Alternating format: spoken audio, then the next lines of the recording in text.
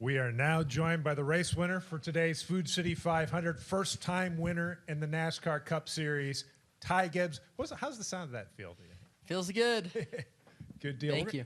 We're going to roll right into the questions. We'll start here with Jordan. You go to Kelly.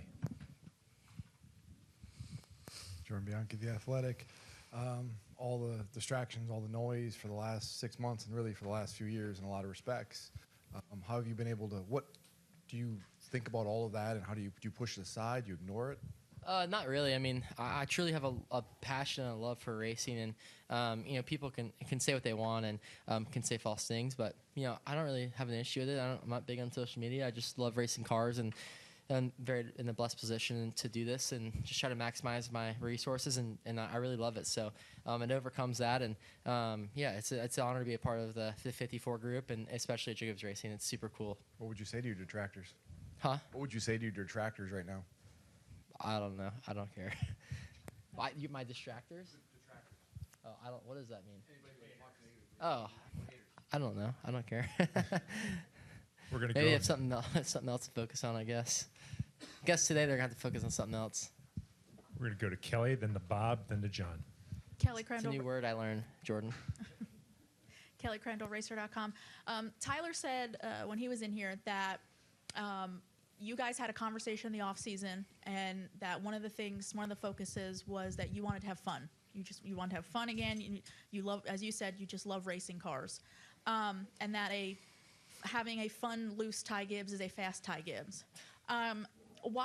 Why were you unable or not having fun before, if that makes sense? I mean, I've always had fun. I mean, I think that's taken on a turn, but I just really enjoy the position I'm in, and obviously, being around such a great group of people is so much fun. And these guys, love racing as much as I do, or even more, and I know I love it a lot. So, having that is super important, and having a great group of guys and keep building off of what we had last year and getting better and better toward from the half the season on, and keep improving our notebook is really important. And fortunately, been really fast here at Bristol in the past, and haven't won, but have been close. And so to finally win here, especially my first one, is super cool.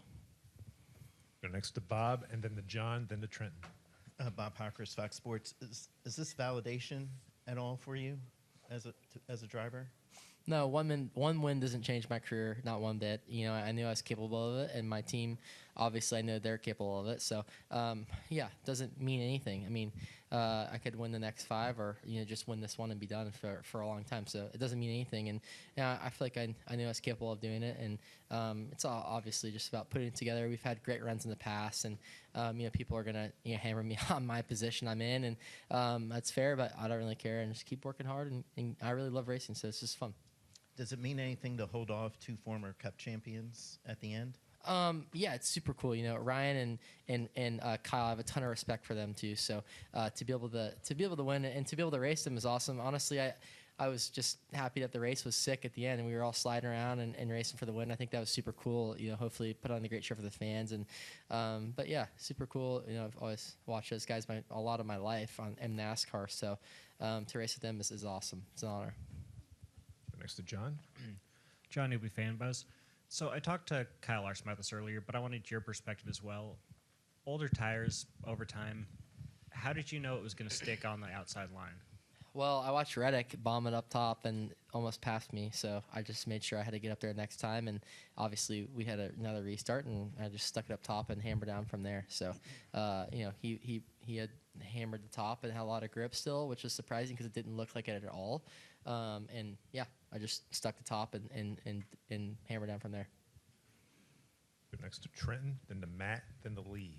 Trenton Warsham, FrenchTouch.com. Ty, yesterday during your media availability in here, you said for Bristol you just had to hammer the hell out of it, and you did that on the last restart. How did you hold off those 2 guys on those old tires, and how hard were you hammering it on those old tires to not slide around and get to the wall? Yeah, I had old tires, so I couldn't hammer it too hard, but I had to be keeping myself pretty within the grip and the reason. So it was cool. Obviously they started off really weird and just around the bottom, and then once the top got rubbered in, you could make speed up top, and the middle was always really slick. So I honestly felt like a dirt track, so it was good to have that experience. But the bottom was really rubbered up and was really slick. So if you didn't hit the yellow line, you wouldn't make the corner, especially in 3 and 4. So you having to be really consistent, had to be like almost like a robot to compete with Kyle and Ryan. And fortunately, just was a great day. Car was really good and could do that. Matt? Matt Weaver, motorsport.com. Over the last couple of years, I feel like in a lot of ways, you've been reserved publicly. You've kind of insulated yourself a little bit, and I'm curious, one, why is that? But then two, does winning, having the success that you've had to start this year, does it make you more willing to want to be part of a larger part of the, I don't know, the discourse in the NASCAR community? I mean, yeah, I feel like I could be a lot bigger maybe than what I am, but I just enjoy privacy, and I don't really want to show off a lot too. So I just enjoy training on my bike with Justin Brayton and Johnny O'Mara, and just getting strong and working hard during the week. So I'm out here to be a billboard, moving billboards. So I don't really care though. And honestly, I don't have any social media on my phone at the moment. So I just really enjoy racing and keep focused on myself. Yeah, mental health is probably better that way. Yeah, I mean, I don't really care less what half the people are doing. So that's, not just this week, it's any week. So, it's not going to make me better. So that's the way I look at it. The situation last year with you and Tyler and inserting Chris part of that briefly, that's the sort of dynamic that if it goes a certain way, it could, drive a wedge, or it could create just tension or questions or, just lack of faith or conviction in each other, and that didn't happen with you guys. And I'm curious, how did you and Tyler continue to stay on the same page or get on the same page, and was that fractured at all, and how relieving is it to go through all of that together and then land here? Yeah, me and Tyler, knew the whole way, it's gonna end up where we're at now, and I think we both have the same mindset on it. And Tyler's a very mentally strong crew chief, and to have him and as my guy it means a lot to me. So he has my back, and I have his back, and we're both young guys chasing it, and so we stuck it through. People could doubt us as much as they want, but until we could got in the spot to do it, we hammered down and we won it. So it's super sick, and wouldn't be here if it wasn't for Tyler. Tyler is he's the best person I could work with, and a lot of other people obviously too. So wouldn't be here if it wasn't my team. We're going to go next to Lee, then to Zach, then to John, then to Claire. Lee Spencer, Sirius XM NASCAR Radio and CatchFence.com. Being up in Victory Lane, it was like a total family affair. Your grandfather, your mother, your cousins.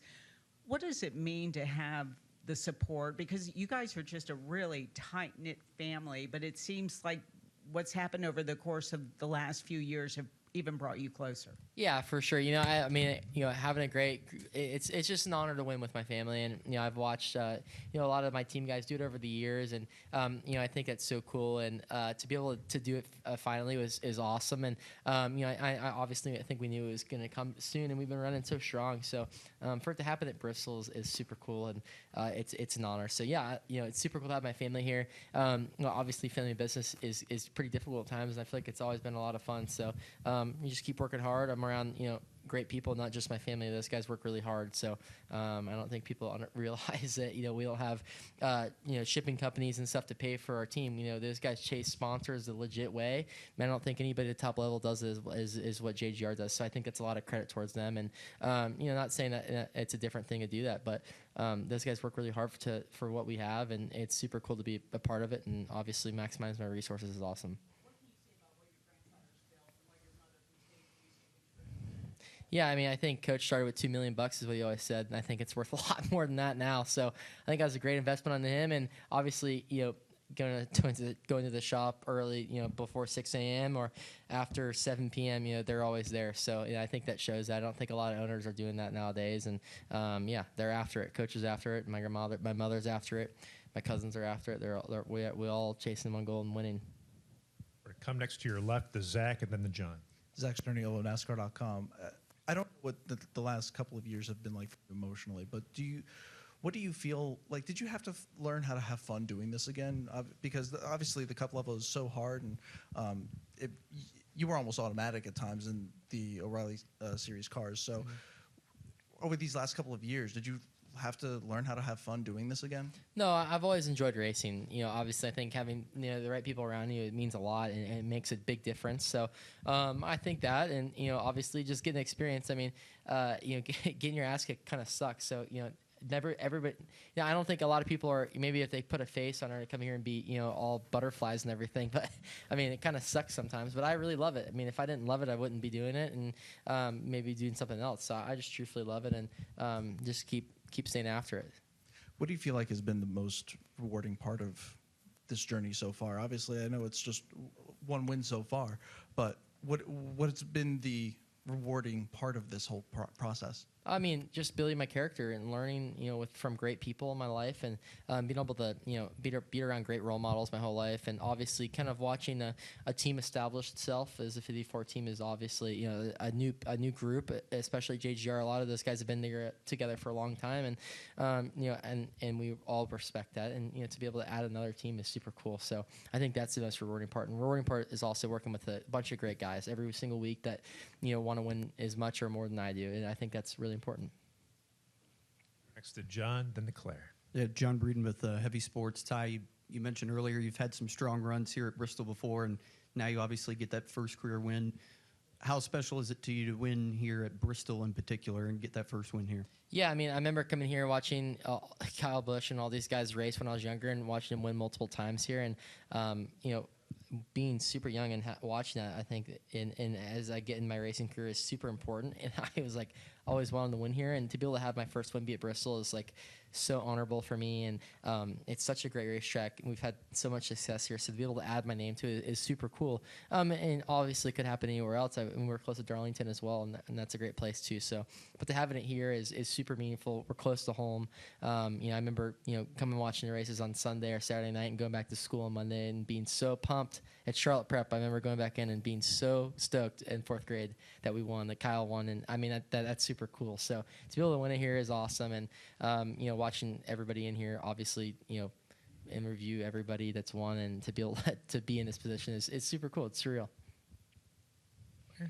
Claire Relang, Dialed In Journal. I've been around a long time, so I've interviewed a lot of first-time Cup winners, and you obviously are confident in your talent, et cetera. But one thing that I remember most of them saying is, I now feel like I belong. When you walk into the garage, when someone asks you a question in a media scrum, you knew you belonged here. I mean, your grandfather is Joe Gibbs. But do you think there's any sense of you feeling that you walk in, drivers were up in victory lane, a number of drivers were up there saying, good job. Do you feel like the first win in the Cup Series is like, yeah, I'm one of them now? No, not necessarily. I mean, I don't think one win's going to change my life or my career. I mean, right. Might not have a great life after this, you know what I mean? Like, one win doesn't change it, but, I know those guys have a lot of respect for me, and I have a lot of respect for them, so it's not just coming up there and telling me good job. I already know that, and obviously, it's super cool to have that, so it's an honor, and, one win is, everybody's like, when is he going to get his first win? When is it going to happen? It doesn't matter for me. We've been very consistent this year, and obviously running up front, you're going to have that happen. And we came back from pretty deep today, and we won it. So super cool. But yeah, it's an honor to be here. Staying after it, a lot of hard work, and to win it is super cool. And talking to your mom in victory lane, she said the coolest thing. She was focused on the young drivers coming up through the series who fans are evaluating or giving them a hard time, and they're just learning, and they're moving up to the level where you're in Cup. She says, I hope they stick with it. I hope that they persevere. And she kind of saw that in you, but she was talking about all the racers that might see that in you on your way up to where you're at now, being a Cup winner. Yeah, for sure. Being a young driver is a ton of fun, and there's a ton of emotion involved with being a young driver. But I think the biggest thing is looking at the big picture, and I would love to say that to myself a couple years ago, but I think that's the biggest thing, and it's fun. And obviously, as being a young driver, you have to fight for your position. It couldn't be, no matter what you have, as much money as you have, it could not be, guaranteed for the next year. So just stay after it, work hard, and ignore all the noise and all the social media panting from all these random people. Doesn't matter. They're not going to change your racing career. Just stay after it, work hard. Social media doesn't even mean anything. So go win races, go have fun. And racing, obviously, I think, having a love for what you're going to do in your career is the most important thing. So, showing up early and all that just is a ton of fun. And, if you love it, then it's what it is.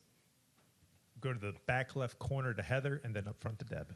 Heather Williams, WCYB. Ty, the first-time winners at Bristol is an exclusive list. It's Rusty, it's Kurt Busch, it's Ernie Irvan, and Dale Sr. How does it feel to add your name to that list? Can you repeat that one more time? Sorry. That's all right. The first-time winners at Bristol, guys that have gotten their first Cup win, it's Rusty, it's Dale, it's Ernie Irvin, and Kurt Busch.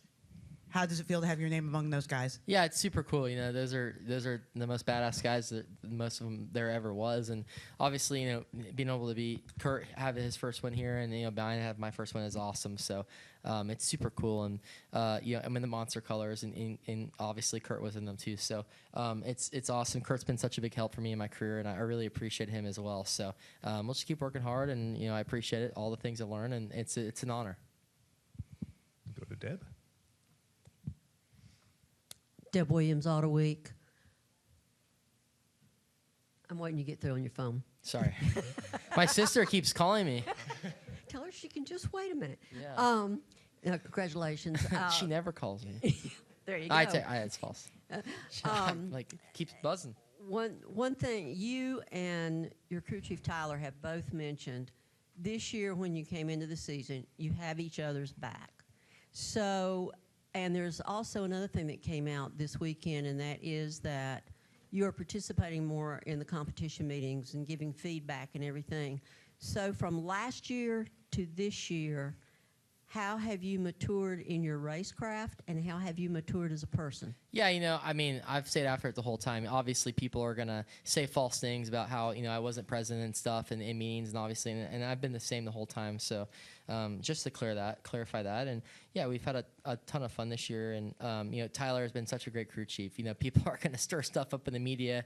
And I might not be the most liked person, so everybody's going to jump on it because, you know, they don't have much going on. And that's what's going to happen. But, you know, we've been in all the meetings and hammering down and working hard and pushing teammates to the win and stuff like that. So, like last year at Talladega. So, yeah, it's been a ton of fun. And, yeah, no worries about all that other stuff. And just keep working hard with Tyler. Tyler's been a great, you know, me and Tyler obviously been through a lot of crazy stuff. And it's going to be in the position we're at now. We both believe in each other, and we knew it the whole time. So, yeah, it's super cool to work with Tyler. Tyler's the one of the, you know, credit so much to Tyler. But how have you matured as a person? I mean, I'm 23. I was 22 last year. I don't know how it felt when you went a year older when you're that young. It's a lot of experience. So to have another lap around the Suns is a pleasure, and keep hammering down. Thank you. Go next to Mark. Mark Christa with Front Stretch. Ty, congratulations on the victory. You talked about the respect from your competitors. A number of folks seem like congratulated you today. How much does that mean to you to be congratulated by your competitors after this race? Yeah, it's super cool. You know, obviously, like I said, those guys have a ton of respect for me, and I have a ton of respect for them. And to, you know, be able to have that is awesome. And I always really appreciate it. You know, I've grew up watching a lot of these guys in my career, and for them to come up and say that to me, you know, from being a young person, I feel like I wouldn't believe that. So it's super cool, and it's an honor. Well, Ty, congratulations on the win. Go celebrate, have some fun, and best of luck next week in I Kansas. appreciate it. Thank you, guys.